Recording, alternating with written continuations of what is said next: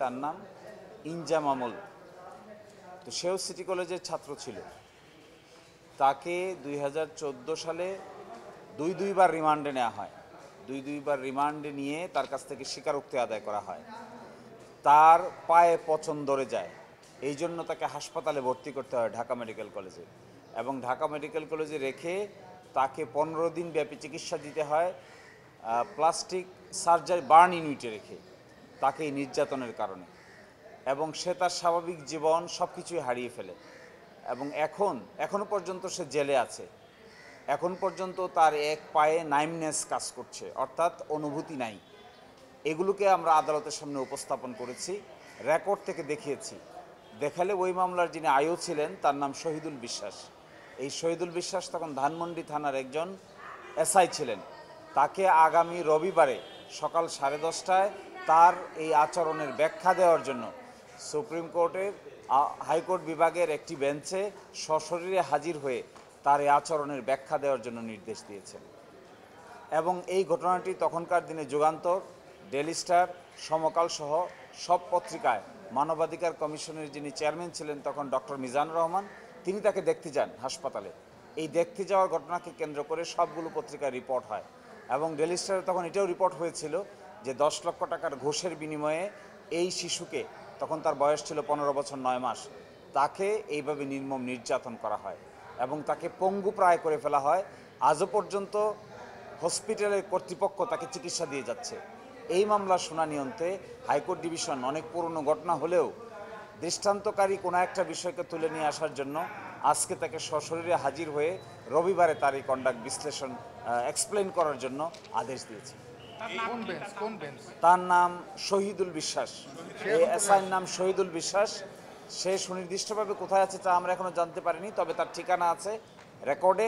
ওই ঠিকানা জুড়েই তাকে নোটিশ পাঠানো হবে এবং অবশ্যই এই ব্যাপারে পুলিশের ঊর্ধ্বতন কর্মকর্তাদের কাছেও তাকে যেন হাজির নিশ্চিত করা হয়, এই ব্যাপারে চিঠি যাবে কোর্ট থেকে।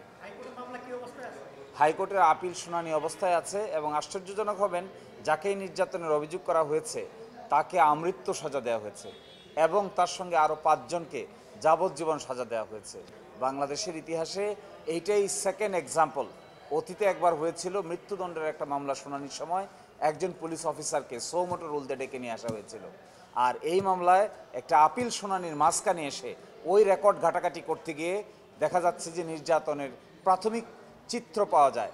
এই জন্য হেফাজতে নির্যাতন এবং মৃত্যু আইন নামে একটা আইন আছে যা 2013-তে হয়েছে। এটাও আমরা আদালতকে দেখাবো যেন তার বিরুদ্ধে হেফাজতে নির্যাতন এবং মৃত্যু আইনে যথাযথ পদক্ষেপ নেওয়া হয়। হ্যাঁ, আমরা যেটা পেয়েছি রেকর্ড থেকে, এই মামলার ভিকটিম পক্ষ উচ্চ পর্যায়ের আরেকজন পুলিশ অফিসারকে ব্যবহার করে এই কাজ করেছেন।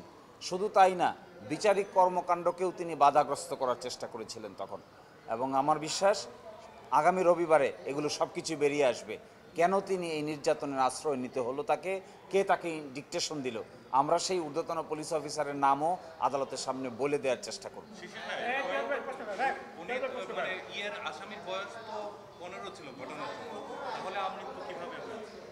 আসামির বয়স ছিল তখন 15 বছর 9 মাস।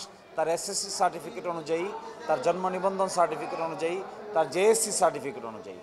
কিন্তু তাকে প্রথম মেডিকেল টেস্টে পাঠানো হয়। টেস্টে পাঠালে তার যা বয়স হয় তখন তে শিশু আসে। পুনরায় তাকে এই ইনফ্লুয়েন্স খাটে আবার মেডিকেল টেস্টে পাঠানো হয়। সেখানে এসে তার বয়স কাটাকাটি করে 22 বছর করা হয়। করে তাকে শিশু আদালতে ট্রায়াল না করে ট্রায়াল করা হয়েছে একটা নর্মাল আদালতে। তারপরে আমৃত্যু সাজা দেওয়া হয়েছে।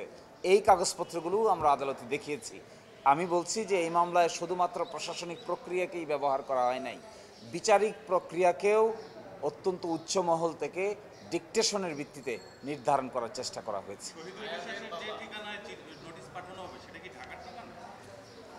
এখন পর্যন্ত যা আছে তার একটা বিপি নম্বর আছে, আপনারা জানেন প্রতিজন পুলিশের একটা বিপি নম্বর থাকে। ওই বিপি নম্বরে পাঠালেই যদি হেডকোয়ার্টারে পাঠানো হয় তারাই খুঁজে বাইর করবে।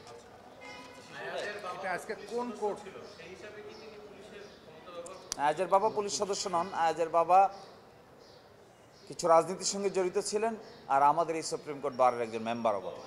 সেজন্য আমরা প্রাথমিকভাবে বলছি তাকে নির্যাতনের এই কন্ডাক্টটা এক্সপ্লেইন করতে হবে। সেকেন্ড হলো, বিচারিক প্রক্রিয়ায় যে ইনফ্লুয়েন্স খাটানোর চেষ্টা হয়েছে সেটাও আমরা আদালতে বলেছি এবং আগামী রবিবারে আরও ভালো করে বলব। এটা কোন বেঞ্চ অর্ডার দিল আজকে? এই বেঞ্চ অর্ডার দিয়েছেন বিচারপতি জনাব মোস্তফা জামান এবং মোস্তফা জামান ইসলাম এবং নাসরিন আক্তার।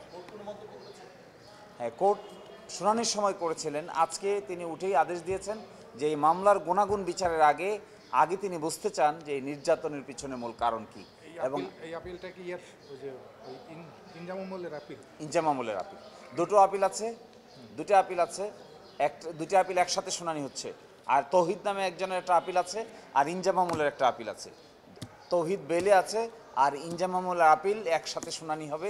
শুনানির মাঝখান থেকে পেপার বুক পড়তে গিয়ে এই তথ্য বেরিয়ে আসে, তাহলে নির্যাতনের পিছনে কর্মকাণ্ড কি। এই জন্যই তিনি ডেকেছেন। কোন জেলে আছে ইনজাম আমল? ইনজাম আমল এখন কেরানীগঞ্জ কেন্দ্রীয় কারাগারে আছে। আপিল শুনানিকালে এগুলো আপনারা দেখিয়েছেন? জি, আপিল শুনানিকালেই এই প্রশ্নের রেকর্ড বের হয়েছে। কারণ এই রেকর্ড খুঁজে দেখা যায় শুধুমাত্র তাই নয়, তাকে 2বার 3বার বাধ্য হয়ে কর্তৃপক্ষ তার পায়ে যখন পছন্দ ধরে যায় তাকে ঢাকা মেডিকেল কলেজ হাসপাতালে ভর্তি করা হয়। ঢাকা মেডিকেল কলেজ হাসপাতালে 2বার ভর্তি রেখে হসপিটাল থেকে রিপোর্ট চাওয়া হয়। হসপিটাল থেকে ভয়ানক রিপোর্ট দেওয়া হয় যে তার উচ্চতর চিকিৎসার দরকার, এবং তার তখন হ্যান্ডকাপটা অপারেশন করা অবস্থায় তার হ্যান্ডকাপ খুলতে দেওয়া হয়নি। এবং বলা হয়েছে ওখানে দেখবেন, আমি দেখাবো রেকর্ড থেকে, যে এইটা করে তার পায়ে পচন ধরে গেছে, সে হাঁটতে পারে না, স্ক্র্যাচে করে তাকে নিয়ে যাওয়া হয়।